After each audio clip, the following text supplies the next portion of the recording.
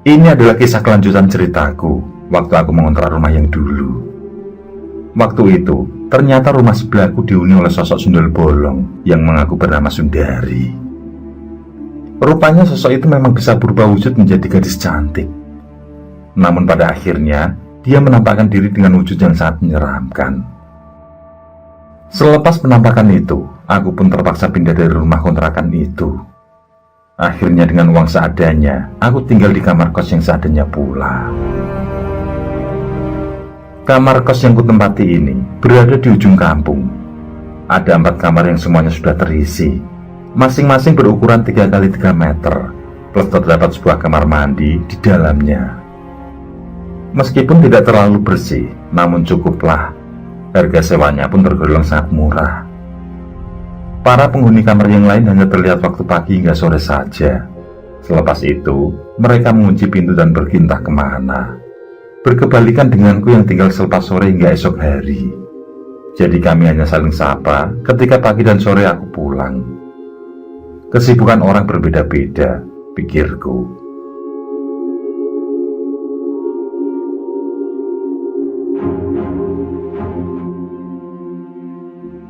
Aku sudah merasa aman, karena meski hanya sepintas berinteraksi dengan penghuni kamar lain, itu sudah lebih dari cukup karena berarti kamar-kamar ini tidak kosong. Aku kembali teringat oleh sosok Sundari, perempuan yang menyeramkan. Aku masih suka bergidik ketika teringat lesung pipinya.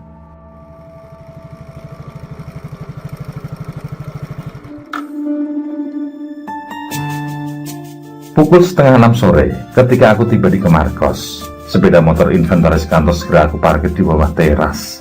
Mengingat awan gelap dari siang sudah semakin menumpuk, tinggal menunggu waktu untuk mengguyur sang bumi. Aku langsung merebahkan diri di kasur yang terhampar di lantai. Kubuka ponselku, sebuah foto di galeri. Segera aku amati dengan seksama. Sylvie namanya, karyawan baru teman satu kantor. Sudah beberapa hari ini aku mencoba mendekatinya. Dia memang tidak secantik Sundari, tapi cukup manis juga kalau sedang menyunggung senyum.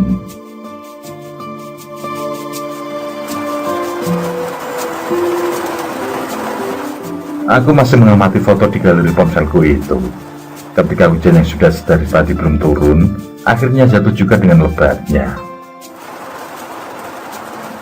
Tanah dan rerumputan yang semula kehausan tampak sangat menikmati air hujan yang lebat itu. Dalam sekejap, udara yang semula panas segera berubah menjadi sejuk semilir, mengingatkanku kalau perutku belum terisi. Aku meletakkan ponsel, berniat mandi dan menunggu hujan reda lalu mencari makan. Kulepaskan pakaian yang seharian ini kupakai. Pada saat itulah, aku melihat bercak kecoklatan pada pakaianku. Kutepis noda itu, siapa tahu bisa hilang.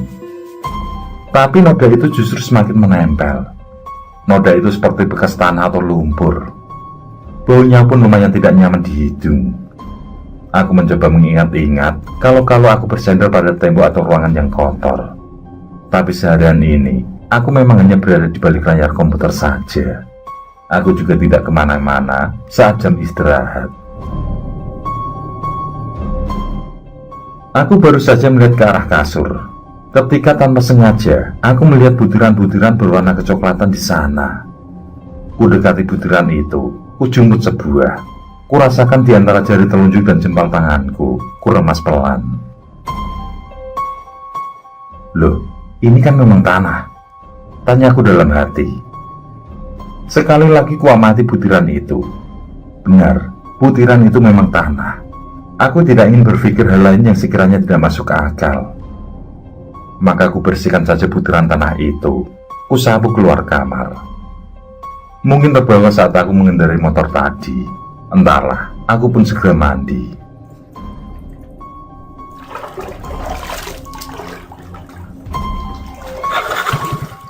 Baru juga beberapa gayung, masih dengan mata terpejam karena tidak ingin terkena air sampo, tiba-tiba aku mendengar suara mesin sepeda motor berbunyi. Aku terkesiap, sepeda motor kantor dibawa maling. Maka tanpa pikir panjang, Hanya berbelikan handuk, aku pun berlari menuju teras kamar. Aku tentu saja tidak mau berurusan dengan kantor, karena pasti dianggap sebagai keteledoranku.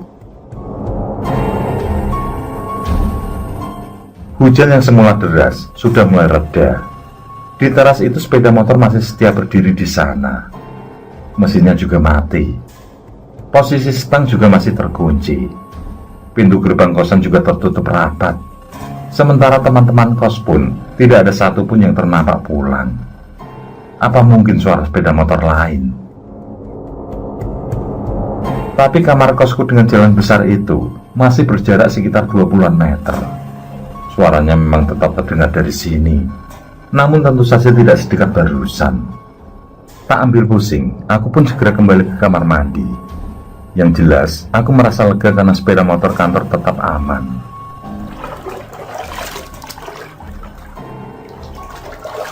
Beberapa gayung setelahnya, dan aku pun selesai.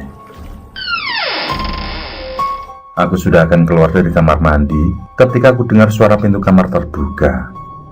Namun anehnya, saat aku sudah berada di luar kamar mandi, pintu kamar rupanya masih tertutup seperti semula. Aku keliru. Setelah ku ingat-ingat, ketika aku menengok sepeda motor yang kukira sedang dicuri orang itu, aku memang lupa untuk menutup pintu. Tapi setelah aku selesai mandi, mengapa pintu kamar sudah tertutup? Aku kembali mencoba untuk tidak berpikir hal-hal yang di luar pikiran normal. Bisa jadi pintu itu tertiup angin lalu terhembas dan menutup.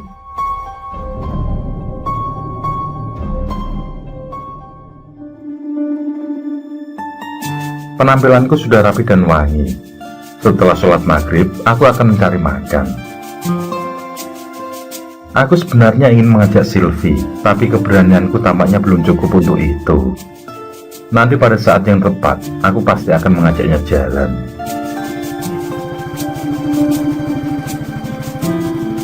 Aku sudah mengendarai sepeda motor ketika di ujung gang bertemu penjual bakmi goreng.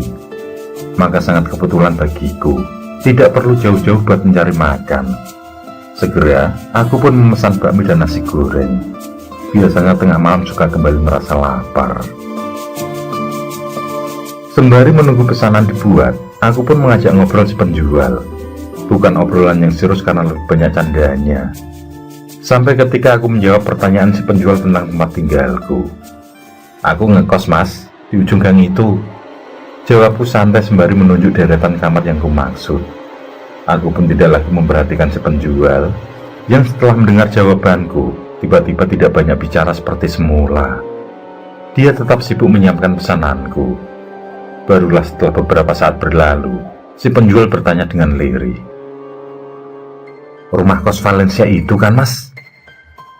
Aku menjawab dengan sebuah anggukan. Saat kutanyakan lebih detail mengenai kosanku itu, si penjual dengan cepat menjawab tidak ada apa-apa. Dia segera mengulurkan pesananku, yang lalu kubayar dan segera kembali ke kosan.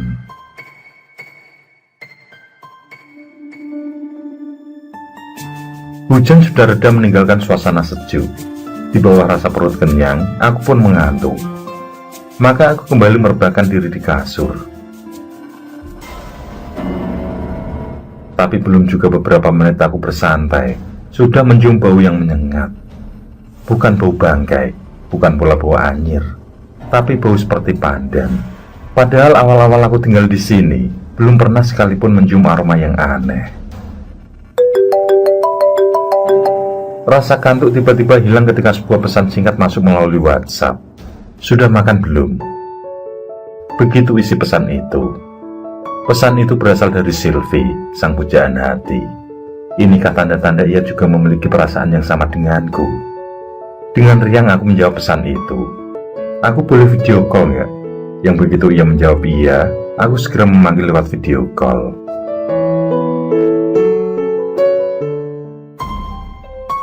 Percakapan yang syahdu antara aku dan Sylvie tiba-tiba terhenti ketika aku lihat Sylvie terlihat ketakutan. Ia menunjuk-nunjuk ke arahku. Entah apa yang ia maksud. Aku menanyakan apa yang ia maksudkan, tapi justru menutup panggilan. Aku mencoba memanggilnya kembali, tapi Sylvie selalu menutup panggilanku. Aku segera mengiriminya pesan singkat. Beberapa saat Sylvie juga tidak membalas. Aku menjadi gelisah karenanya.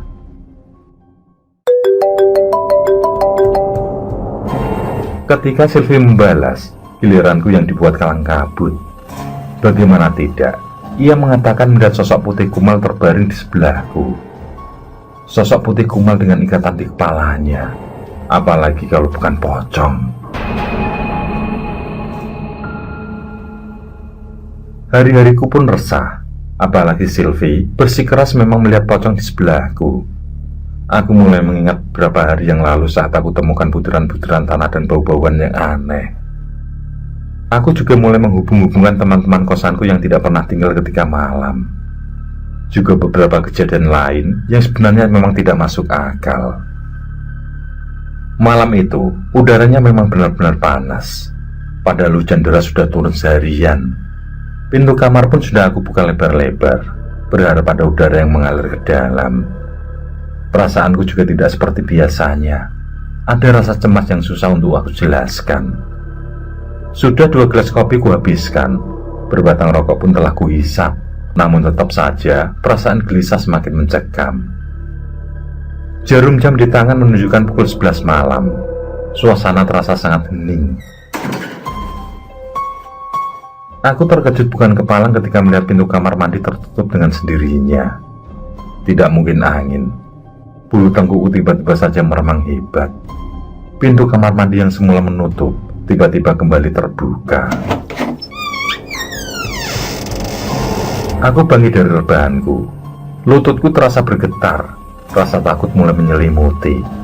Bau pandan nerjum silih berganti dengan bau busuk menyengat yang menusuk hidung. Aku mulai membenarkan apa yang Sylvie lihat dalam video call kemarin. Badanku mulai lemas membayangkan sosok itu. Dan benar saja, dari dalam kamar mandi, tiba-tiba aku melihat sosok putih menyembul. Terlihat ada sebuah ikatan di ujung kepalanya. Ikatan itu menjuntai ketika kepala itu mengangguk-angguk. Ingin sekali rasanya aku berlari keluar, namun kakiku terasa kaku. Aku terpaksa hanya bisa berdiri, menatap sosok yang menyembul itu. Sosok putih kumal itu tiba-tiba keluar dari kamar mandi, lalu berdiri tepat di tengah-tengah antara kamar mandi dan tembok samping kamar. Sosok itu memang tidak persis menghadap ke arahku, tapi aku tetap melihatnya dari samping. Benar, ia tidak terlihat menapakkan kaki. Sosok itu memang melayang.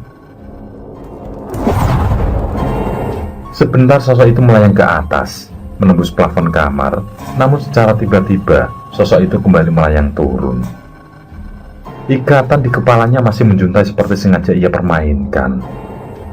Sosok itu kembali melayang, hilang entah kemana, tapi pada ujungnya ia kembali lagi dengan melayang pula.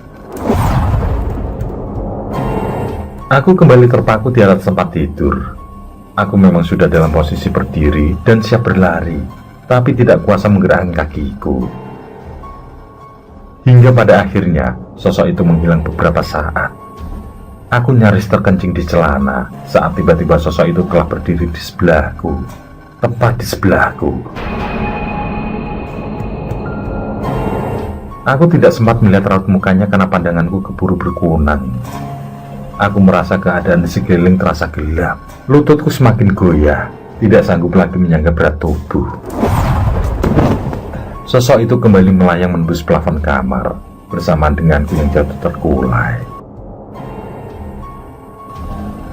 Setelah beberapa saat, aku mulai bisa menggerakkan badan dan beristighfar sebisaku.